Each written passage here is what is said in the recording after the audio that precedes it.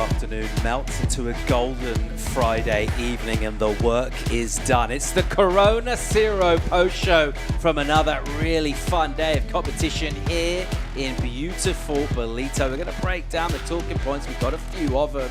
Performances, as ever, were strong and they were big. And I'm enjoying the beautiful insights from our panel here, Jess and Greg. Cheers, you guys. Cheers. Have we had a fun day or what? Great day today. What do we think of the action that we saw? Performances, waves, all of that stuff? Loved it. I actually really loved it. Felt like we got a great mix of power surfing and controversy and just drama all throughout the day. And to be honest, that's what I kind of live for at a comp. Greg, be honest, when the storm blew through, mate, were you thinking it was going to look this good after it? I didn't think it would look as good as that. I mean, it's not, you know, normally the afternoons, the winds come a bit south, but the storm went past, the winds died, cleaned up. And what I loved about today is the opportunities our surfers had. Heavy hitting sections, loads of power, bowled out. And, you know, this is what we want in a Challenger series, opportunities for our surfers to show their big maneuvers. More thoughts from these guys in a sec. For now, let's go down and get the thoughts of George Pittar. He's with Mike. George, great to end the day there with a big win. You're now into the very sharp end of the draw with some solid points from this event. Looked like a lot of closeouts out there, but you picked the good ones that had a nice wall. Yeah, it was. It was kind of tricky out there. I don't know, from the beach it looked super fun, but out there, I don't know, I felt a little bit lost for definitely like, I don't know, 10, 15 minutes of that heat there. And I don't know, closeouts sort of work in Bronson's favour, so yeah, I was definitely bugging a little bit on what he was getting up to on them, but yeah, luckily I just found two there and got the job done. Pretty late back in Australia at home. Who would have tuned in to watch your heat this time of night? Jeez, I don't know, maybe a couple of the core mates, or like, I don't know, definitely my parents would have been staying up. And yeah, I'm glad I got the win because it's been a lot of losing lately for my parents late at night. So yeah, shout out to you guys. Thanks for watching, and I don't know, hopefully keep the ball rolling. Great stuff. All the best for the next round, and we look forward to you seeing charging through the next couple of days. Back to you guys.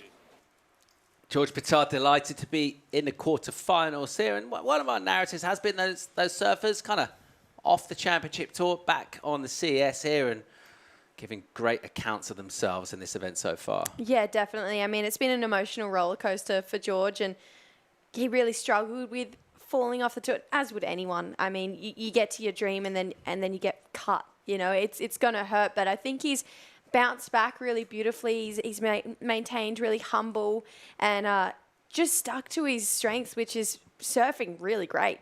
And love what he's bringing in this event so far. Bit of that energy in one of our highlight heats for the day. It was the second one. It featured Eli Hanneman and someone who we saw have a bit of a crack at the CT.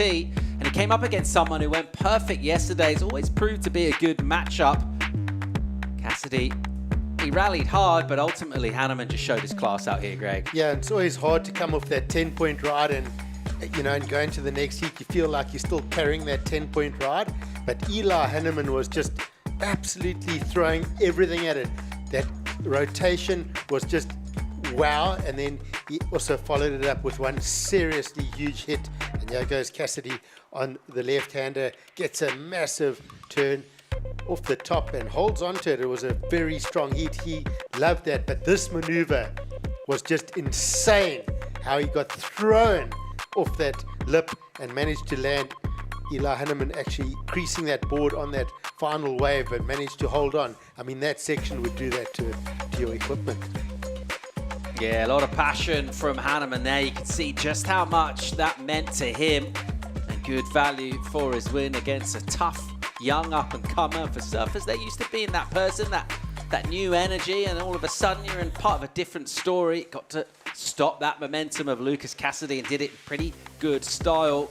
Some quality conditions. So Eli Hanneman delighted with the way his event's shaping up. And another one of those names building up momentum here, Jess. That was a crazy heat. I forgot how good that heat was. I was watching it as I was eating breakfast, and I don't think I really digested how crazy that heat was. That was wild. Another moment we really enjoyed as well. And something that had some surprises as well in terms of the sort of wave riding that went down. Let's think about heat number 7 and what happens with Lucas Silveira, because he has looked like someone that's not had loads going his way throughout heats, and he's gone on late charges. This guy, Taro, has been pretty much no one's landed on a punch on him up until this heat and this event, Greg. Yeah, but this tube ride, look at this angle, totally disappears, pops out. I loved it. I loved the Brazilian passion, his teammates. Oh, it was just epic. That was honestly one of the best moments of the day for me. Look, I'm a touch old school. I love a good old tube ride. And of course... Don't apologise, mate. He got that big hit at the end as well that went into his top 2. And Taro, sad for him because he's also been one of my favourite in this event. But you know what? He'll be back. He's going to be a standout. Write his name down for sure. Yeah, I feel like Taro probably found his feet in this event, maybe the most I've seen him in the past, and hopefully he keeps that formula and really brings it on, especially when we go back to the US at the US Open. So official results of Heat 7, Silveira through to quarters. Let's check out the bracket, see exactly where we are, because we know who our final 8 remaining surfers are. What do we think about some of these matchups? Talk me through this, Greg, first of all. Well, they're all obviously at this stage of competition, everyone's on form, they're on great equipment. Luke Thompson's going to obviously have the home crowd, but he's got a very fired up Eli Hanneman in his heat. Sean Crawford's been on form. Oscar Berry taking out the local surfer this morning in Matt McGillivray. He'll take that momentum with him. Liam O'Brien, Jorgen Kuzina, that is going to be an absolutely fired up heat. Liam had a spectacular heat this morning, and Jorgen's been on fire. And then the last one, Lucas and George is going to be a solid one. George looks solid. I've got a funny feeling about George in this one. He's just put 3 heats together with a 13-point total, just doing the job. Yeah. Well, we went on hold today when a storm blew through, and part of the reason we did that is because we're pretty confident about what's coming up this weekend. Let's dive into the Surfline forecast and see what we've got. It's shown us quite a bit of promise for the weekend for several days now. This is what we're looking at. Yeah, so just checking out that storm, it's actually been pushing a lot of that east swell back in towards us, and tomorrow that's going to dip a little bit, as you see on there, down to 3 to 5 feet. It's going to be fun. The winds are going to be light. It's going to be pretty much like today, maybe a touch smaller, but there or thereabout. It's going to be a good day of surfing. Just have a little look at that Sunday. 4 to 7 feet offshore winds. And let me tell you, that 4 to 7 feet is a new southwest swell. So it's going to be pulling down onto that new sandbar that's formed out there. And I reckon Sunday morning's one of those ones you look at the charts and you go, grab your stick, it's going to be sick. It's going to be good. Really confident heading into the weekend. But one thing we've seen throughout, there have been a few surprises out here, Jess, as well, which keeps things exciting. Oh, absolutely. We've had this real story of an underdog. I mean, if we compare this event to Newcastle, top 10 out of the draw. No longer is anyone in that top 10 competing anymore. So we have a moment for a new champion here, and moment for people to climb the rankings, which is going to keep the drama, the suspense alive for the entire Challenger season, because we never know who's going to come through. Speaking of moments, time to dive into our top 5 from the day. Significant moments because spots in the quarters were up for grabs. First one here, local boy, Luke Thompson. I'm happy about this one, if I'm being honest. Yeah, Tomo, he's just feeling the passion. Check out this. He looks at the beach. Come on, guys, cheer me on. The whole crowd, all his mates. Or we all behind Luke Thompson. Well, this one puts a smile on my face as well. Oscar getting through, and in a massive heat too. He had Matthew McGillivray. I was chatting to him after the heat. He said, I knew I had to push hard in that one, and found here this rhythm with the ocean and just met power with power and created something beautiful in that heat. Liam O'Brien, to me, was an absolute standout. Look at those maneuvers, lightning fast. He's looking so sharp, and that's just as that wind was coming up, and he managed to find those waves early on and just putting through some massive hammers through the lineup before that storm came through. Yeah, big smiles from Lobby on that one. George, we just saw him take out a pretty sick last heat of the day against Bronson Matey for this wave, especially 717. He just put it on rail and just attacked this wave with so much class and power and strength behind him. He's really showcasing how much he brought back from the championship tour.